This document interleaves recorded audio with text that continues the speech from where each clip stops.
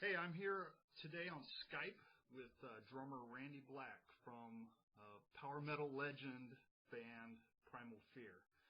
The band's album, to be released on January 21st here in North America, is called Delivering the Black, and it's on Frontiers Records. So Randy, thanks for taking the time today to talk about yourself, the band, and your new album. Yeah, thank you. Glad to be here, man. Yeah. I've been listening to it quite a bit and published a review last week for it, and I'm impressed with it. It's an album from Primal Fear, who's a band that I haven't always completely gotten into, but this one just does something a little more for me. So you can definitely consider me a fan. Great. I imagine the band feels pretty good about how it turned out. Yeah, definitely. And well, I think for me, and I probably could speak for the other guys too, maybe we're a little bit surprised just how well the feedback has been. I mean, you know, we were all very confident that it was going to be a great CD, but you can't always predict, you know, how the press or, the critiques will be on it. Sure. And till now, it's been amazing. It's been really, really good. I don't know if it's been this good for any other CD, to be honest, that we've done. So that's great. I mean, it's very nice to hear that after, you know, I think every band loves every record they do, but we really had a strong feeling on this one. So cool. It sounded like you had a good time playing on the song Inseminoid in particular. Was that your favorite track, or? Well, you know, no, it's not my favorite track, but it might have been. That's a good point. It might have been the favorite as far as drumming goes, because right, exactly. You know, a lot of people joke that it's Nuclear Fire Part 2, and I have to admit it's fairly similar, but I never recorded the original Nuclear Fire on the record. So, but I always enjoyed playing it, and just. I don't know. I had fun coming up with the parts for Inseminoid and really liked the way it turned out. I wouldn't say it's my favorite track, but drumming-wise, I think it would probably be the most favorite track to play live. Sure. So what is your favorite track from Delivering? That's a tough one, too. Delivering the Black is great. Yeah. What else? I have to admit that the ballad on it, Born with a Broken Heart, is, I think, probably one of the better ones that I think Primal Fear has done. Very, very strong. But maybe, Road to Asylum is very cool as well, because it's not a typical Primal Fear feel. Yeah. It's a triplet feel to it. So I really like that one as well. But yeah, there's like 4 or 5 that are all my faves on it. Yeah. You mentioned Road to Asylum. The chorus really grabbed me on that one. And One Night in December, I thought that was really the different song for Primal Fear on this.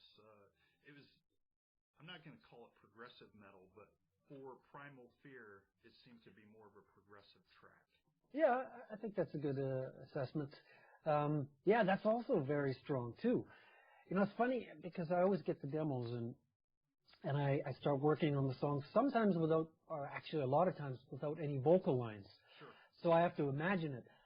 And a lot of times it's funny, tracks that, you know, maybe I'm not so into playing when I have the demos. Like, for example, in Inseminoid, I was, you know, great. It was fun and lots of cool drum parts and stuff.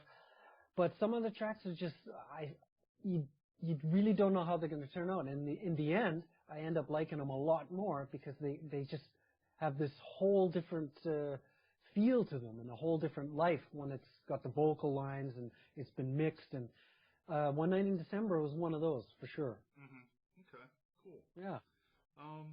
Germany's pretty well known for the number of metal bands and its acceptance there, and you know, European power metal is certainly a kind of a distinctive thing.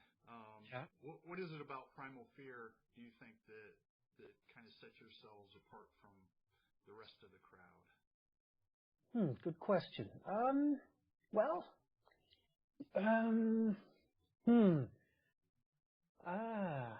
That's a tough one. Maybe I guess I have to say, I mean, it's obvious, Ralph's voice. I mean, there's very few that can belt out, you know, in all ranges like he can. He's so strong in a lot of the ranges. So I think that for sure, it's when you slap on a Primal Fear record, it's like as soon as you hear his voice, if you don't know the band, yeah, it's like, oh, okay, this has got to be Primal Fear. So I would definitely say that, and maybe just, I don't know, we're kind of known as, there's this kind of tempo that we do. It's not really, really fast and it's not slow, but this chugging along tempo that I think Primal Fear is known for. So I think that kind of sets us maybe apart as well. Okay. All right. How about some more personal Randy Black kind of questions? Sure. I'm curious, and I ask this in almost every interview, what musical situation gives you the greatest satisfaction? Studio, the songwriting process, and usually the answer is playing live. So. Well, yeah, but yeah, live is always great, but the studio is just this magical place where it's all the practice you've done, all the live playing, I think, as well, you've done, and all comes together as when you're laying down the tracks. It's like you hear how you are, first of all, as a musician. I find it's always very eye-opening because there's no room for error, really. And it's kind of like being under the microscope. And for me, it's very satisfying to know, because usually the end result, knock on wood, has been great. And for me, that's satisfying because of all those hours and weeks and months and years of practice in my studio and touring, because, you know, touring, I'm always trying to do the best show I can as well, and you're always learning and improving. So that is also a very, you know, satisfying thing, to be in the studio and hearing it all come together, and then finally hearing the mix. That's like great. And on the other side, live, there's those magic moments where some concerts are just like indescribable feeling, where it's like, wow. So for me, it's both. Okay. Definitely both. Annihilator was your kind of break into metal, and for sure it was. Yeah. Refresh the Demon is one of my favorite albums by great that group. Cool. Can you just talk for a minute or two about your time with Jeff Waters and? Yeah, sure. That, just for anyone who doesn't know, it all started. It was kind of embarrassing to say now, because I got a call from the manager when Mike Mangini quit on Set the World on Fire tour, and he said, "Hey, guys in Annihilator think you'd be good for the gig."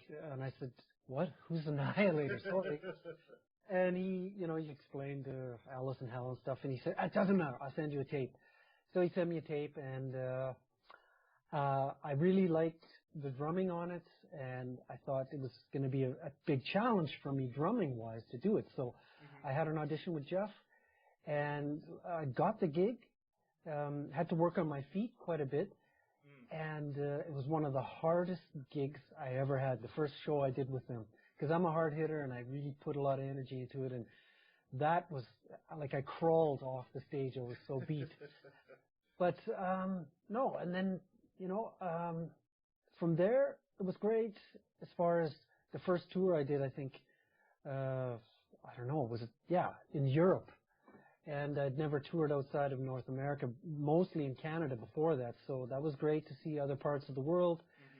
And like I told you earlier, the whole reason I'm in Germany, on the first Annihilator tour, I met the girl that I'm still with today. Or did I mention that to you earlier? Yes. Yeah. So yeah, some good things came out of it. And, it wasn't all fun and games, but whatever. I'm happy where I am now, and that's all because of the history I have. So yeah, sounds like a great experience to have, for sure. Yeah, definitely. And the guys, for anyone who doesn't know, one of the lineups was with Joe Comeau and Russ Berquist, and I'm in a band with those guys now, a side project called Dusk Machine, and that is a very cool and positive thing, and happy with too. Unfortunately, we don't do a lot of touring, but it's great playing with those guys, the Ex-Annihilator guys. Okay, cool. I think I saw that mentioned somewhere, but I haven't. Check it out. You might like it. Yeah, absolutely. You also do some teaching, I believe. Could you discuss your black book and oh yeah, cool. What's going on with that? Well, a few years ago, one of the drum companies that I was endorsing asked for some professional video for promotion and stuff. So, long story short, after checking into it, it was going to cost so much that I ended up coming up for an idea, a concept for an instructional drum DVD. Mm-hmm. And it was called an Introduction to Creative Metal Drumming. So I go from the basics and go to mid to advanced throughout the DVD.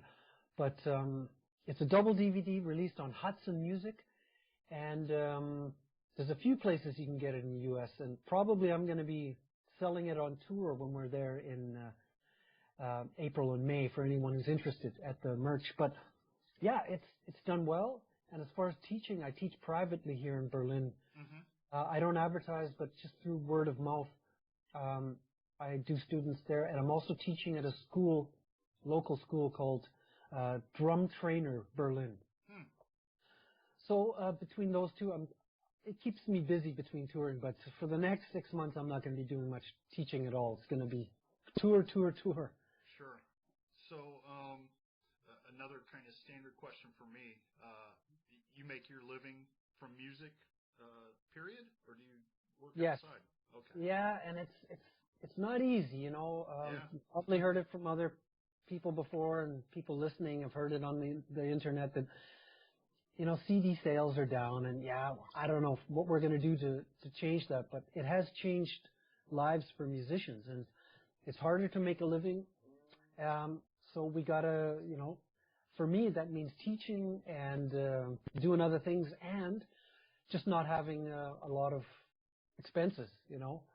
Not, for example, I don't own a house or a car, and that allows me to keep doing doing what I love, playing and touring and stuff like that. So, but yeah, it's not easy, but you know, got to make it happen.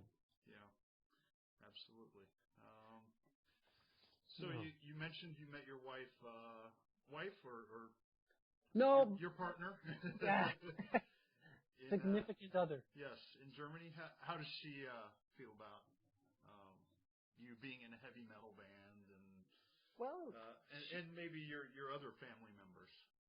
You know, I'm lucky. I've always had huge support that way. You know, my brothers, I don't know how, thinking about it now, how they put up with me practicing all those hours in the basement. Yeah, I would have gone nuts, you know. No, my girl, she's totally supportive of it, 100%. So that's great. I couldn't ask for a better situation that way. Sure, that's good. Maybe a little off-the-wall question. Sure. What kind of interests or hobbies do you have outside of music? Good question. I'm a big ice hockey fan. Very well. Of course, I should have known that. Well, no, and I played all my life too, and I still play. I just love it. There's not a better feeling than stepping on a fresh sheet of ice, and especially now, just playing with buddies, you know, beer leagues, just for fun. So that, and I follow the NHL mostly just on the internet. Sure. I watch the highlights and stuff, because the games start at like 3 a.m. If I'm lucky, an afternoon game over there starts here at like maybe 8 or 9. Right.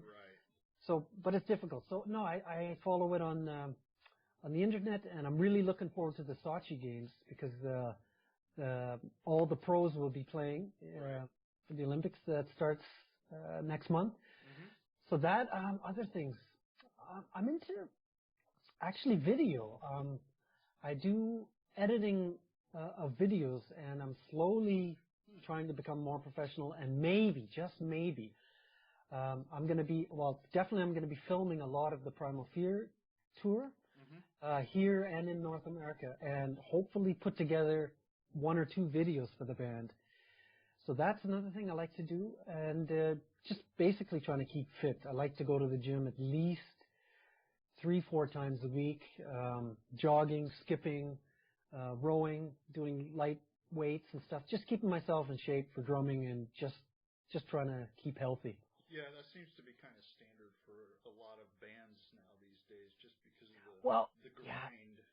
And we're not all young guys anymore, us in Primal Fear. So, no, really, we got to, especially with all that touring, you got to be in some kind of shape, and you got to look after yourself, or you're going to be collapsing after the first few weeks on tour. So, gotta stay fit. Okay. Yeah. You've talked about touring a few times, and you mentioned you're going on tour March, April. At least I think that's your North America tour. I plan on catching you guys in Chicago, in Joliet. That's May 6th, I think. How's the band like touring North America? I know you guys have played Prog Power before. We played Prog Power.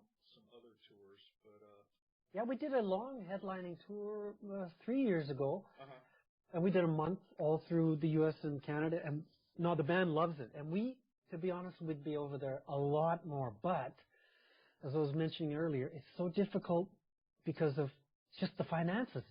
Sure. For me, it's no problem to come over and tour the U.S. and Canada. I just need a sheet. I don't have to pay anything. But all the other guys, you have to go to the embassy and pay these visas and stuff, and then there's the flights, and it's just very difficult financially for us to come over. So, but it's important for us. So we try to do it at least every 3 years. So, for example, this next tour, everyone's really looking forward to it. Can't wait to get over there. It's long overdue, but it should be good. We've got about a month over there, so really looking forward to that. Yeah. So are we. Cool. All right. Last question. And it's a We Love Metal standard question. Okay. What advice do you have for aspiring musicians and bands? We have a lot of musicians who read the site. So. Okay. Kind of like what I was mentioning earlier, what I do to keep doing it is go into it with reasonable expectations. And if you want to dedicate it, your life or whatever, and want to make it or do music for a living, you've got to set up your life so that you can not expect to make a ton of money. I know that sounds negative, but really go in it for the love and do it for the passion, and hopefully that's going to be enough to get the ball rolling, and then you'll start making a living from it. But don't expect to make millions from sales and stuff like that. Just do it, and hopefully your band will get popular enough to make a living touring and doing shows and maybe selling records, hopefully. And practice. Put a lot of time and effort into practicing. Nothing comes easy. From what I've read, it takes about 10,000 hours to become an expert in something. So. Well, yeah. I mean, I'm still working at it. After 30 years of professional playing, I'm still spending hours in the practice room. So, you got to do what you love. And we thank you for it. So, thank you too. Thanks, Randy, for joining me today on Skype. You're welcome. Definitely looking forward to the tour. Any last word for the metal fans out there? Just that Primal Fear is chomping at the bit to play the U.S. and Canada, and we're really looking forward to it. Hope to see a lot of you out at the shows. And I hope you enjoyed Delivering the Black. All right. Thank you. All right, Bill.